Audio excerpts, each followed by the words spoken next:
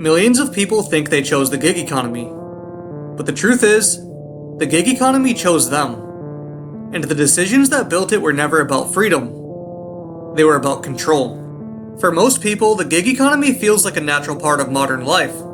It provides us all with a convenient system where all we have to do is tap a couple of buttons on our phone, and someone quickly shows up to give us a ride wherever we need, deliver our restaurant orders, or bags of groceries. Almost everyone has used one of the many convenient apps that provide these services, with some of the most popular examples being Uber, Lyft, Instacart, and DoorDash. But this convenient and innovative new system didn't start on its own. It was created out of a series of strategic business decisions that redefined what it means to work in the modern world. Decisions that created a new model for employment that was marketed towards workers as being flexible and allowing for freedom, but ultimately shifted risk away from companies and onto the workers themselves.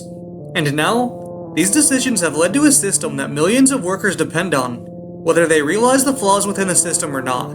And this new system wasn't one that companies created by accident. It was one that they engineered.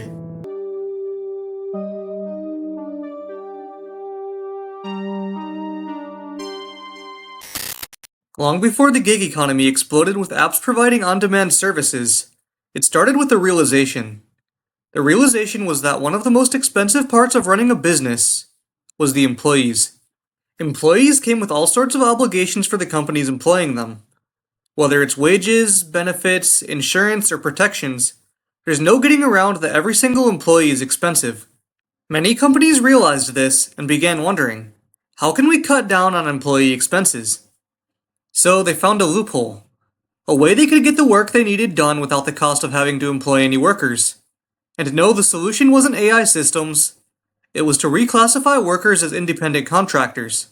While on paper, this may not seem like a problem at all. For the people that would be doing the work, it wasn't a great deal. Because once a worker becomes an independent contractor, they lose access to everything a company would normally provide, such as a minimum wage, overtime, unemployment insurance, and healthcare benefits. This means that all the risk gets put entirely on the worker, and the company gets to scale without the financial weight of having traditional employees. And when Uber first launched in 2009, it made the decision to transform the modern workforce by building its entire business model around this strategy. Drivers could sign up through the app, and they would give people rides on behalf of Uber while simultaneously accepting all of the risk and none of the benefits of being a traditional employee. They would even have to put miles on their own car and pay for their own gas. This strategy was extremely successful for Uber and allowed them to expand faster than any transportation company in history. And soon after, companies like DoorDash, Grubhub, Instacart, Postmates, and Lyft would utilize the same blueprint to achieve massive success in their own right. But while all of these companies had created the gig economy by reclassifying employees, they also did so by creating a system where millions of workers could be managed by an app.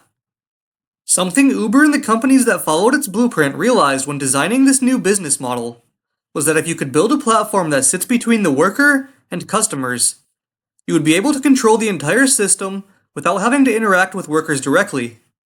This meant that no managers were needed to supervise workers, and no HR department was needed to negotiate with them. Everything was managed through notifications, prompts, warnings, and incentives.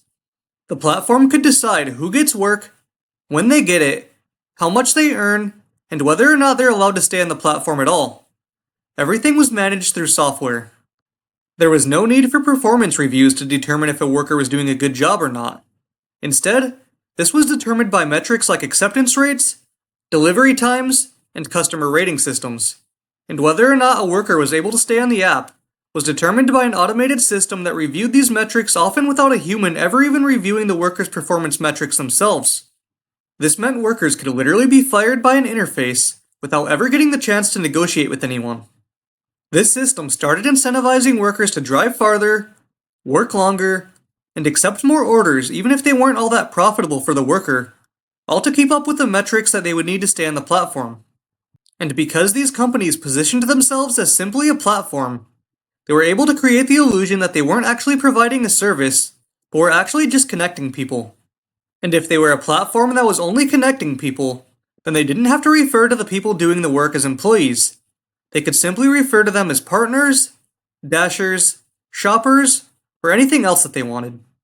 This allowed these companies to never have to take any responsibility for any of the work being done, but allowed them to profit from it nonetheless.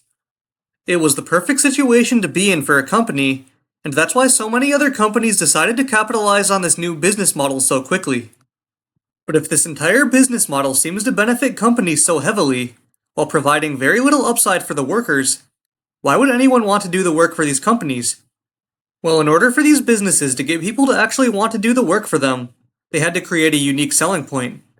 And they were actually able to come up with an effective one: the illusion of freedom. The key to the success of gig companies trying to market their business model to workers was that they didn't market themselves as employers. They marketed themselves as opportunities to make easy money whenever you wanted without the normal constraints of a job.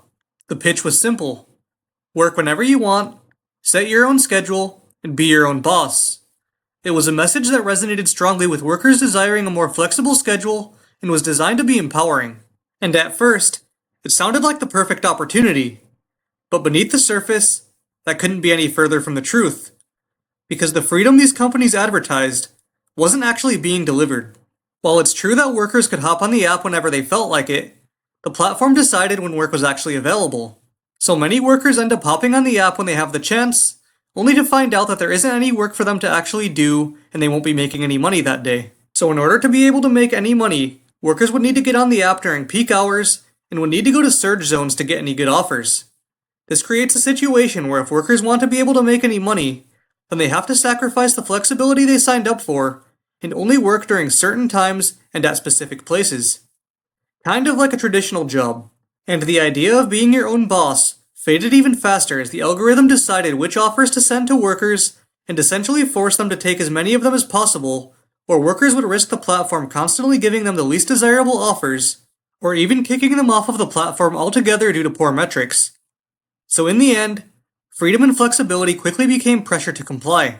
And this was all part of the business strategy: to make the gig look appealing to workers, while the platform quietly dictated the terms behind the scenes, while also failing to provide any of the benefits of working for a traditional employer.